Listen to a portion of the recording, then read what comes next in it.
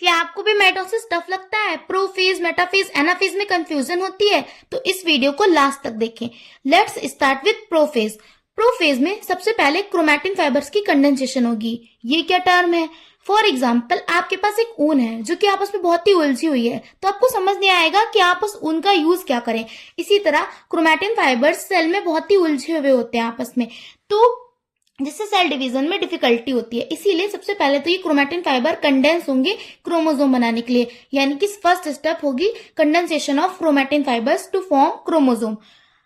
Animal cell में centrosome opposite poles पे move करेंगे और इन सेंट्रोसोम से कुछ माइक्रोट्यूब्यूल्स रेडिएट होंगी, यानी कि एनिमल सेल में जो सेंट्रोसोम होता है वो अपोजिट पोल्स पे मूव हो जाएगा और उससे कुछ माइक्रोट्यूब्यूल्स निकलेंगी, जिसे हम एस्टर बोलते हैं, यानी कि centrosome plus microtubules is equals to asters.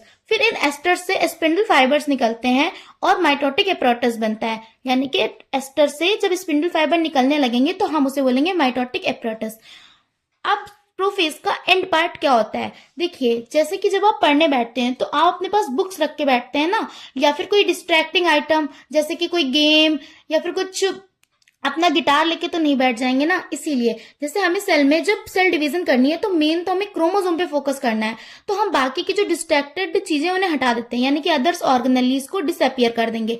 तो अदर्स ऑर्गेनेलीज में जैसे कि गोल्जी कॉम्प्लेक्स, ईआर, न्यूक्लियोलस, ये सब डिसअपियर हो जाएंगी और जो न्यूक्लियर मेम्ब्रेन है उसका ब्रेक डाउन भी यहाँ से स्टार्ट हो जाता है, यानी कि प्रोफेज के लास्ट तक आते आते गोल्जी कॉम्प्लेक्स, ईआर, न्यूक्लियोलस ये सब डिसअपियर हो जाएंगे और न्यूक्लियर मेम्ब्रेन टूटना स्टार्ट कर देगी। अब देखते हैं इसका स्ट्रक्चर। देखिए, प्रोफेज में ये सेल है, ये सेंट्रोसोम है जो कि अपोजिट पोल्स पे मूव कर चुके हैं, ये न्यूक्लियर मेम्ब्रेन है जो कि टूटना स्टार्ट कर चुकी है और ये क्रोमैटिन फाइबर है जिनका कंडेंसेशन हो रहा है। ठीक है, अब पढ़ते हैं मेटाफेज। मेटाफेज की स्टार्टिंग ही न्यूक्लियर मेम्ब्रेन के डिसअपियर होने से होती है, यानी कि जिस पॉइंट पे न्यूक्लियर मेम्ब्रेन डिसअपियर हो जाएगी वहीं से मेटाफेज स्टार्ट हो जाता है। मेटाफेज बेस्ट फेज है क्रोमोसोम की मॉर्फोलॉजी को स्टडी करने का। आइए स्ट्रक्चर की हेल्प से समझते हैं कि मेटाफेज में क्या होता है। देखिए, ये क्रोमोसोम है और ये इस पे काइनेटोकोर है जो एक डिस्क शेप स्ट्रक्चर होती है। ठीक है, ये क्रोमोसोम है, ये काइनेटोकोर है, जिसपे क्या हो रहा है, सेंट्रोसोम से कुछ स्पिंडल फाइबर निकल रहे हैं और वो इस काइनेटोकोर पे आके अटैच हो रहे हैं। अपोजिट पोल्स पे जो सेंट्रोसोम थे उनसे स्पिंडल फाइबर्स निकल रहे हैं जो किस पे अटैच हो रहे हैं, जाके क्रोमोसोम के काइनेटोकोर्स पे। अच्छा, जैसे ये क्रोमोसोम था ये सेल में बहुत ही इधर उधर पड़ा था, तो पहले हम इसको एक पास लाएंगे तभी तो सेल डिवीजन कर पाएंगे ना, तो पहले से एक पास लेना जरूरी है। इसे पास लाने के लिए सेंट्रोस से काइनेटोकोर से अटैच होता है और इसे एक इक्वेटर पे ले आता है। इस इक्वेटर को हम लोग मेटाफेजिक प्लेट या फिर माइटोटिक इक्वेटर कहते हैं।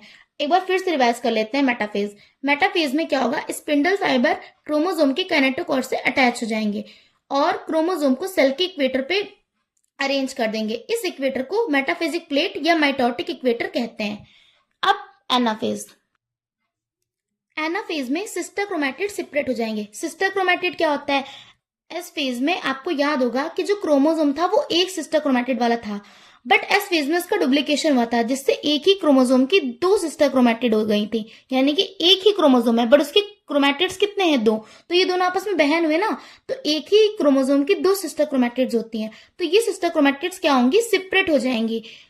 जैसा कि आप देख सकते हैं ये सेंट्रोसोम है जिससे स्पिंडल फाइबर निकल रही है जो क्रोमोसोम्स को अपनी अपनी तरफ खींच रही हैं, जिससे सिस्टर क्रोमैटिड्स सेपरेट हो गए हैं।